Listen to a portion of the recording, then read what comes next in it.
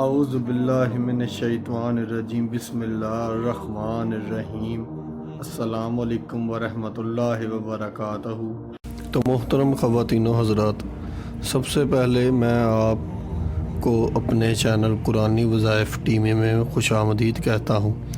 اور اللہ رب العزت سے دعا کرتا ہوں کہ آپ سب لوگ خیر و عافیت سے ہوں گے۔ تو خواتین و حضرات، اس سے پہلے کہ ہم آج کے موضوع اور ویڈیو کی طرف چلے تو اس سے پہلے میں آپ لوگوں سے درخواست کروں گا کہ ہمارے اس چینل کو سبسکرائب کر دیں اور ساتھ ہی اس دیے ہوئے بیل آئیکن کو بھی کلک کر دیں تاکہ آنے والی ہر نئی ویڈیو کا نوٹیفیکیشن بذریعہ میسج آپ کو آسانی سے مل جائے اور ہماری کوئی بھی ویڈیو آپ سے مس نہ ہو۔ تو خواتین و حضرات، آج کل کے دور میں آپ دیکھتے ہیں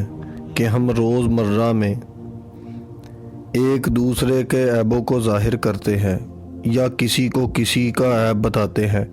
کہ اس بندے میں یہ عیب ہے، اس میں یہ عیب ہے، لیکن کسی کی خوبی بیان نہیں کرتے بلکہ اس میں عیب تلاش کرتے ہیں۔ یہ چیز اور یہ عادت ہمارے اندر ایک بیماری یعنی کہ ایک وائرس کی طرح پھیلتی جا رہی ہے۔ اس سے پیدا ہونے والی بیماری حسد ہے اور حسد آپ کی نیکیوں اور آپ کی اچھائی کو اس طرح کھا جاتا ہے جیسے کوئی کیڑا فصل کو کھا جاتا ہے۔ تو خواتین و حضرات، اس بارے میں حضرت مولا علی علیہ السلام کا کیا فرمان عالی شان ہے؟ تو حضرت مولا علی علیہ السلام نے کسی کے عیب ظاہر کرنے والے کے بارے میں فرمایا ہے کہ کبھی بھی اپنی زبان سے کسی کا عیب بیان نہ کرو، کیونکہ عیب تم میں بھی ہے اور زبان لوگوں کے پاس بھی ہے۔